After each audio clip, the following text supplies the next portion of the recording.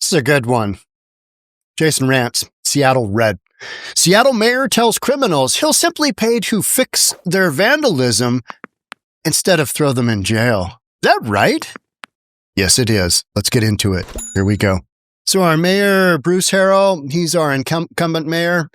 He's having a difficult time against a very progressive first-time campaign candidate. It is not looking good. And what I would say is that relative to this new progressive, almost Mamdani type candidate, Bruce Harrell is going to look like a saint. But I just kind of want this new person to take office, and we'll just see how it goes. Because I'll get podcasts for days, weeks, months, years, and decades. Because total nut job, just a nut job. But that's who the people of Seattle have been hiring. I don't think Bruce Harrell has done a bad job, but I think there's still plenty of areas in the city where you're like, well, that's not fixed. I mean, you've got the International District, you've got Belltown, Helltown, you've got Pike and Pine Third, you've got some concentrated areas where you're like, wow, there's some, West Seattle, you got some crazy stuff going on. And you know what's so funny is that all of the media tells us, well, I don't know what you're talking about. Crime numbers are down. Yeah, in a certain handful of categories, murder. Yeah, okay. All right. Well, that's a start. That's a start. Rather than address crime, much of what is committed by homeless drug addicts, Seattle Mayor Bruce Harrell will pay to fix the vandalism on the other end after it's already happened. Don't address the problem. And the problem is you've created a massive drug culture in Seattle. Massive drug culture. Same thing in Portland. Same thing throughout California. Big blue liberal cities. You've created culture where it's acceptable to do drugs. It's acceptable to have sex on the public sidewalk. It's acceptable, as I showed last week, to have sex in the public parks in Seattle. Meanwhile, mom plays with little Johnny 30 feet away. That's just normal stuff because these people are so whacked out that they just don't really care. Buying and purchasing stolen goods. Got to fund the drug purchases somehow. Open air drug markets. Open air drug markets. Just let her rip. Let her rip. But this is one of the current mayor's things that he can do on the campaign trail. Hey, I'm trying to help out small business. Seattle Mayor Bruce Harrell just launched a new program to help small businesses recover from the crime. That sentence alone should be enough to make your blood boil. He doesn't even bother to pay lip service to addressing the crimes causing the damage he'll pay to fix. It's called Back to Business, and on paper, it sounds reasonable. Reimburse business owners up to $3,000 for vandalism and offer up to $6,000 for preventative security upgrades. A drop in the bucket for most of these businesses that have had their doors bashed in. Security just, what are you going to do? Graffiti, people out in front. I mean, when this is what you've got out in front of your business, that has an impact. That has an impact on so much, right? The impact of homelessness throughout Seattle is immense, but more particularly to those businesses that have to deal with it. How about Highway 99 in North Seattle? It is a known worldwide spot for sex trafficking. You have got hookers lined up and down Highway 99. I'm sorry. Do we use that word anymore? Sex procuring individuals on a professional basis. How about that? How about we throw that out there as a term? That's way too long. I don't really care. It's a lazy bandage to cover up a gaping wound, one inflicted by the very politicians now pretending to be the solution. 100%. Herrell has done little to tackle the crime crisis Democrats created. I'd say he's done a little bit more than little, and I say he's done more than most in recent years. But he had such an and I'm not trying to defend the mayor here, but I think that he came into office with an extremely untenable situation, and he's made it a little bit better. I think that's a fair analysis, and he should be given the opportunity to run again, mainly and win again, mainly because the alternatives are literally just loaded with shenanigans that are going to be communist. That's what they're going to do. To the extent things have gotten better, which is undoubtedly true, it was in spite of Herrell's efforts, not because of them. All right.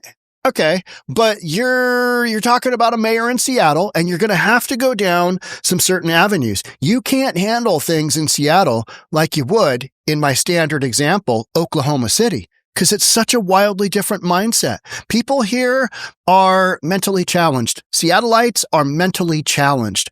They see homelessness stacked up along their street, and they're like, urban campers. I mean, who doesn't do a little urban camping now and then? They're just down on their luck for a second. You know what I mean? Just not really there. Now that crime is so visible, even though we're being told it's being reduced, it's affecting his re-election campaign. Herrell is tossing a few taxpayer dollars at the symptoms while ignoring the cause. Okay. And you know what? I realized I took it pretty personally when the Mayor Bruce Harrell called people who were having basically a church was having basically a prayer service, a worship service, whatever you want to call it. I'd call it church, right? Church.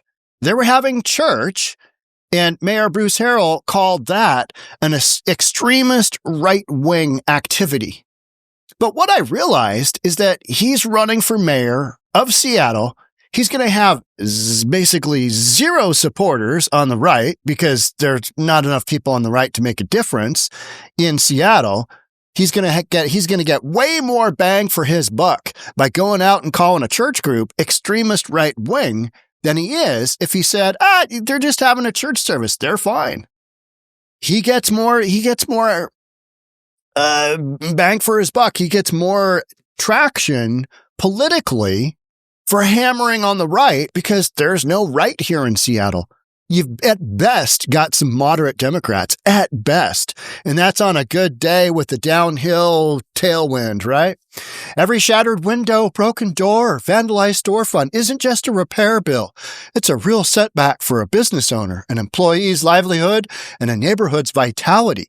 Correct. That's why you need to go after the criminals and just take them down. But you don't have enough cops to do that in Seattle because we've defunded the police. We've gone over that a million times. Plus, there's no real political will to incarcerate people. Oh, no. You guys broke into the storefront 45 times. Hey, we believe in you.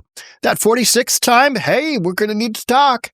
Yeah, you got diversion therapy all over. You got everything but throwing the bad guy in jail. And that's why in Seattle and in a lot of these other big blue cities, criminals know crime does pay and they can get away with it. And who's going to pick up the pieces? The taxpayer, because you're going to use taxpayer funds to fix some broken up businesses and do some security efforts. Like, that's really going to work, right? What security efforts do you know of that actually work? You've literally got people taking trucks and ramming through dispensaries here in the state of Washington because they know they can, and nobody's going to chase them because we've created these laws where, don't let the cops chase them. It's dangerous. Meanwhile, the guy's, taking a truck and he's got a chain and he's hauling an ATM down the road, but hey, don't chase him. That's dangerous. Herrell said in a press release, he's right. It's a warning sign of a city that isn't taking the crime crisis seriously enough. Kind of like Washington, D.C. How's that working out for D.C.? Trump is just doing work there. What is he doing? He's making a point. That's what he's doing. He's making a point. None of what he's doing, I think, has a long-term impact, but short-term, the optics are going to be pretty wild. Bringing in the National Guard, basically federalizing the D.C. police force. Their mayor, Muriel Bowser, she is on par with some of the more mentally challenged folks that are in office right now. Right up there with Let's Go Brandon Johnson of Chicago. Right up there with Karen Bass. Just, what? You said that out loud? Yeah. Mentally challenged. But it's also the byproduct of policies he's either supported or failed to correct. Agree, Jason, agree. However, There's a lot going on that he had to address, right? And I think it's easy to say, well, he hasn't done much. Well, he's done better than some. Well, that's kind of the way I'd go, because this is Washington State, and this is in particular Seattle. And these politicians don't have the ability to drop the hammer. And Bruce Harrell, he campaigned on public safety as being a big part of his deal. And he has done some things, but again, he's also left some things wide open.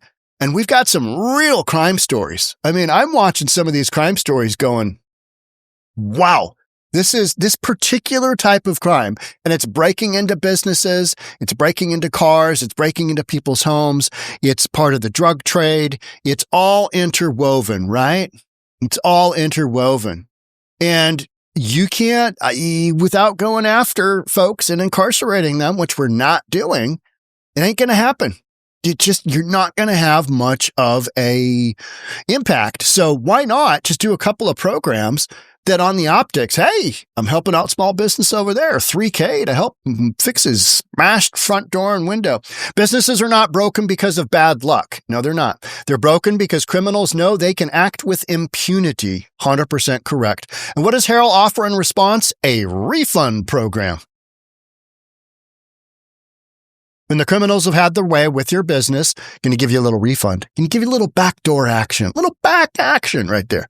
Just gonna, a little refund, little rebatey. Yeah, back end. That's what we call it in real estate. You're gonna back end? Yes, I am. It just means a commission that you don't see on the front end. Yeah, this is not leadership. Don't go elsewhere. This is not leadership. It's damage control before an election. Yep, 100%. No issues with that statement. Mayor's office tries to paint this as part of a broader economic recovery strategy. In reality, it's a taxpayer-funded campaign stunt. All right. Okay. Yeah, that makes absolute sense. How many homeless people have to commit crimes on 3rd and Blanchard and Belltown before the mayor truly acts? I mean, I got screamed at there during that whole ICE thing in downtown Seattle. I walked 3rd and Pike and Pine with my son. Got screamed at by somebody representing the drug dealers, right? For taking footage on Pike, I think it was, walking west towards, Pike Place Market. I'm in downtown Seattle. I'm on a sidewalk. I am filming and somebody yells at me. Like, okay, all right, whatever. Right? Whatever. How many people have to be terrorized in the National District before meaningful change? Good question. Good question. Don't have any answers for you there, Jason. However, if you're a criminal in this Seattle, this program tells you everything you need to know. You can destroy private property and the city won't stop you. They'll clean up after you and hand out gift cards. Oof. I want to get me a gift card. Of course, you got to have, your business broken into. And I'm in here in Bellevue, and we ain't doing that. Bellevue, on the other hand, does an amazing job. And I'm not trying to talk up what we've got going here. But on the daily, I will see examples of crazy homelessness that are cleaned up by the time I go home in the afternoon. The other day, I saw 9 shopping carts on the south side of Bell Red Road, which is right here. It's literally 75 feet from my right shoulder. There were 9 shopping carts hooked together, and there was a bicycle, like a 10-speed bike out in front, and it was loaded with personal belongings, gatherings. And somebody just left it on the sidewalk, and they'd set up a camp. And this is at one of our local parks, probably, I don't know, a mile up the road. And so, as I go home, I'll see this in the morning. I'll see this. And when I was going home later that afternoon, Bellevue Parks and Recs was out, or public transportation, whatever, some entity was, cleaning up the carts. They're going to go back to the stores and then dumping all of this ridiculous stuff that people that are whacked out on drugs, 9 shopping carts hooked together. I mean, you know what I mean? You're just like, what are we doing? But in Seattle, that would become a fixture. 9 shopping carts all tied together. Oh yeah, you got yourself a party bus going on, right? So Herrell defends record on crime and homelessness as mayoral election nears. He is trying to, and you know what we've got going on in Seattle? We've got massive pushback on Trump being in office.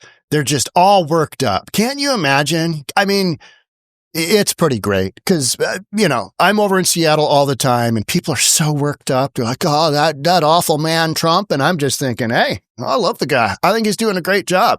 You suck.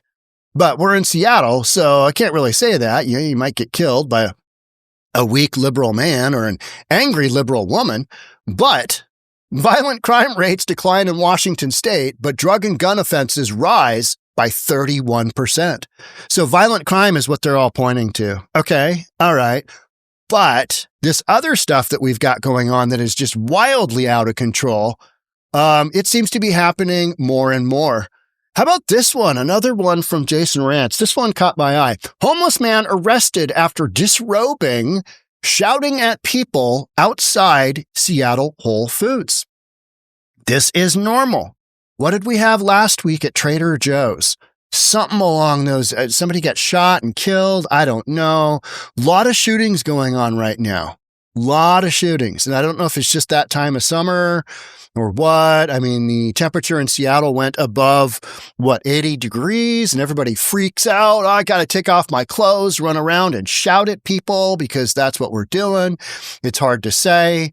But, this kind of headline just barely makes a blip in Seattle news because it's like, another, mentally insane man on drugs who needs both mental and, help and detox and probably a good 12-step program, outpatient, inpatient, whatever, for years is taking off his clothes and then chasing people around possibly with a knife. They're always running around with a knife, a sword, a machete, you name it, it's one of those things, because they are typically a convicted felon and they have a record and they know that if they had a gun and were chasing people around, it would not end up well for them.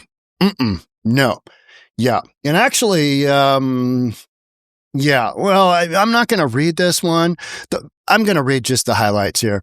The homeless man began shouting and disrobing in front of the store by the light rail and bus stop. Oh, good. All right. 2 separate metros.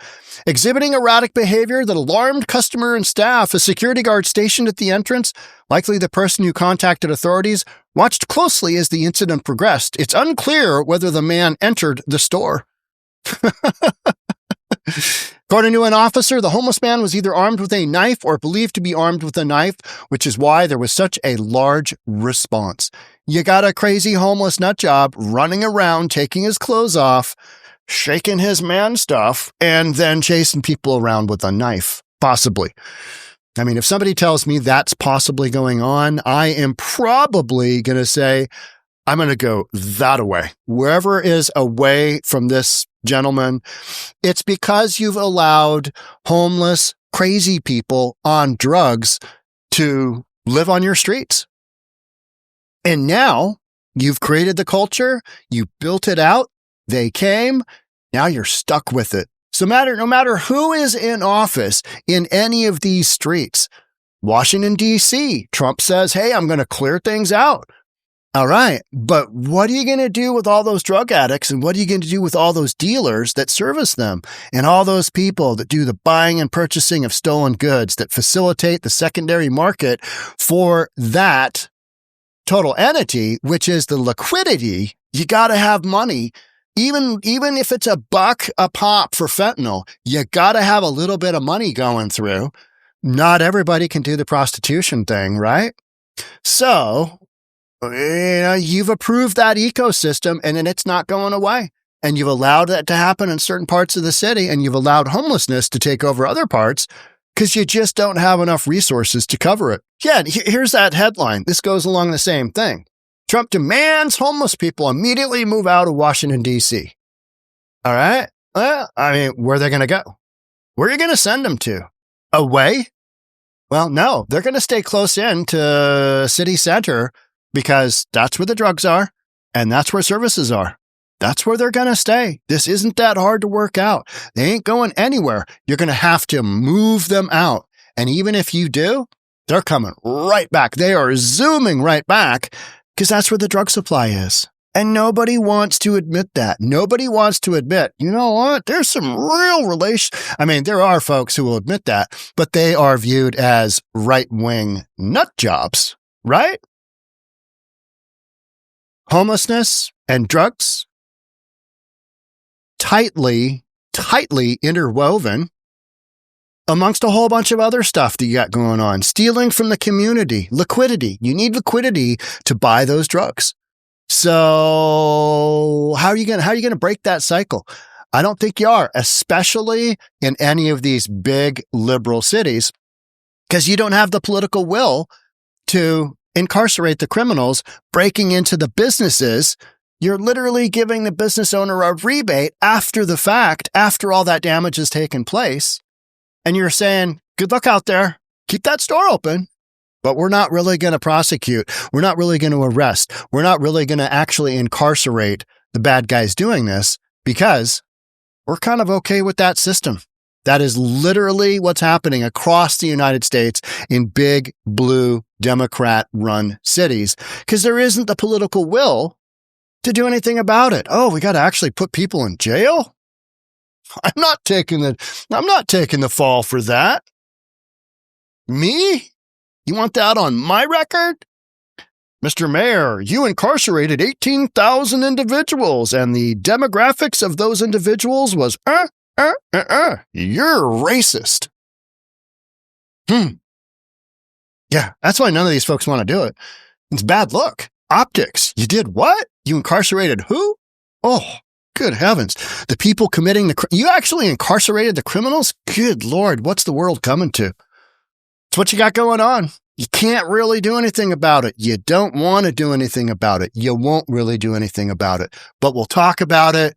We'll just, podcasts for days, weeks, months, years, into the decades.